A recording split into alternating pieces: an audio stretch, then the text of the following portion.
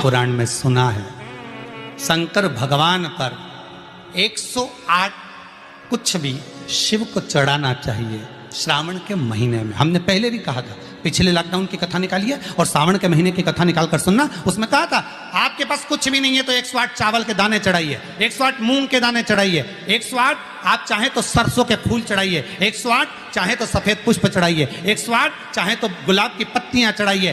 पर सावन के महीने में एक नियम बनाना कि मैं 108 ये वस्तु शिव को समर्पित करती हूं। उसका कारण क्या है?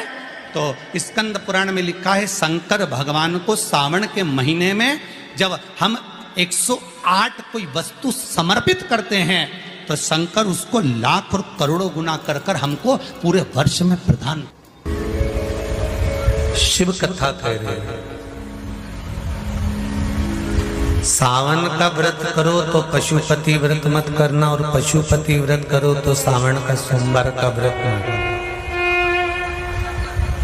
दो जल के पात्र सावन के महीने में, भले एक बड़ा पात्र हो एक छोटा सा पात्र हो, पात्र भी नहीं हो तो उसके ऊपर भले कटोरी रख लेना, पर दो पात्र से जल शिव जी को एक साथ समर्पित करना।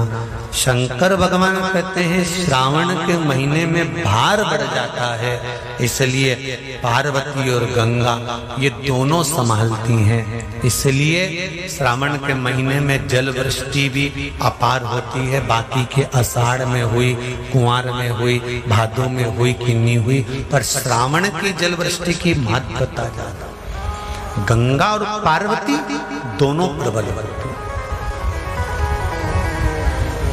गंगा और पार्वती दोनों प्रबल। अब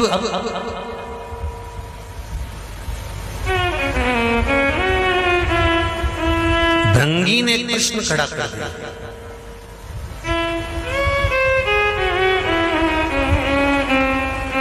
लिंग महापुराण,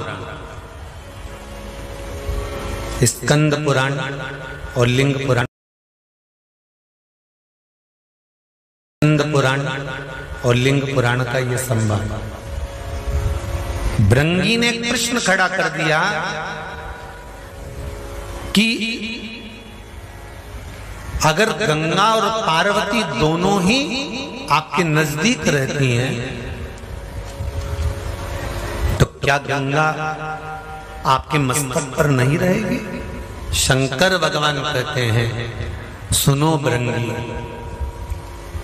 श्रावण के महीने में साधारण से साधारण व्यक्ति भी जब दो पात्र लेकर शंकर को जल चढ़ाने के लिए आएगा तो एक पात्र का जल अपने आप गंगा जल बन जाएगा। अपने आप उसको गंगा जल ले जाने की भी जरूरत नहीं पड़ेगी। दो पात्र का जल जब जाता है तो वो गंगा जल का ही स्वरूप हो जाता है।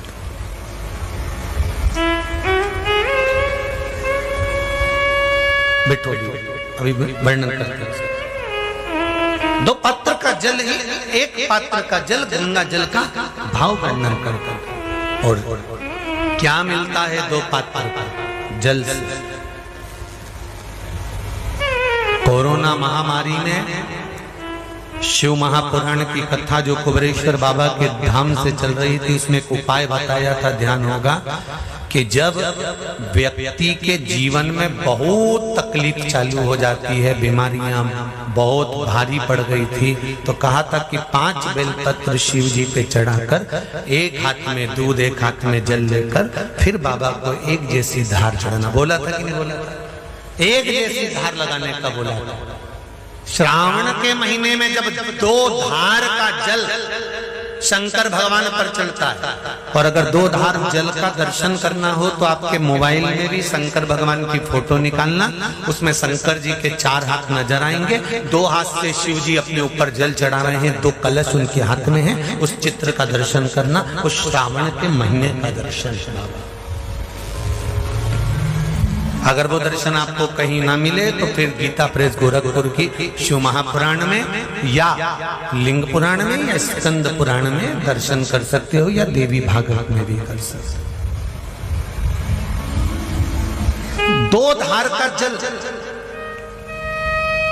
यदि हमारे व्यापार में तकलीफ आ रही है, कहीं उन्नति की सीढ़ी पर चढ़ने में तकलीफ आ रही है, या कहीं हम हमारे कार्य के प्रति काम अटक रहा है, यदि काम अटक रहा है, हमें और सरल भाषा में समझ लो, और सरल में समझो। जब मालूम पड़े कि कहीं कचरा अड़ गया, ठीक है, तो चतुर लोग क्या करते हैं, जो चतुर चतुर माताएं होती हैं, बुजुर्ग होते हैं, वो क्या करते हैं, जम के एक बाल्टी पानी डाल दे।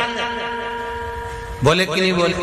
अरे बोलो जम के जरा, एक बाल्टी जरा जम के पानी डाल, और जो जम के पानी डालेगा ना तो कचरा निकल गया। उसी तरह जीवन में अगर दुख चल रहा है, तकलीफें चल रही है, कष्ट चल रहा है, बीमारी चल रही है, परेशानियां चल रही हैं, रास्ता नहीं मिल रहा, तो पूरा सावन का महीना 2 कलश लेकर 1 बाल्टी पानी अर्थात 2 कलश से जब जल चढ़ाएंगे तो जिंदगी का कचरा भी अपने आप हट जाएगा और जीवन सार्थक। ये कावड़ की महत्वता, दुनिया के लोग क्यों कावड़ लेकर जाते हैं? कावड़ ले जाने का मतलब, आज भी लोगों के फोन से, कोई छावर से, कोई आष्टा से, कोई सुजालपुर से, कोई कहीं से, कि हम गुरुजी हम महिलाएं कावड़ लेके आ जाएं। हमने कहा इतनी दूर से, कहाँ दूर से कावड़ लेकर आ रही हो, यहीं की यहीं भर लीजिए, यहीं की यहीं चला दीजिए। कहाँ दूर से? नहीं, हम तो ढोल भी लाएंगे, नहीं हम तो डीजा भी लाएंगे, ना हम भिंड भी लाएंगे, तो मना नहीं, पर चित्त वृत्ति में क्यों कावड़ चढ़ाई जाती है, क्यों कावड़ का जल चढ़ाया जाता है, क्यों कावड़ को लाकर शंकर भगवान को समर्पित करी जाती है? उसका कारण क्या है कि हमारी जिंदगी में अगर कोई कचरा आ गया है तो बाबा उसको निकाल दे, उसको समाप्त कर। हम डंडा उठा के चले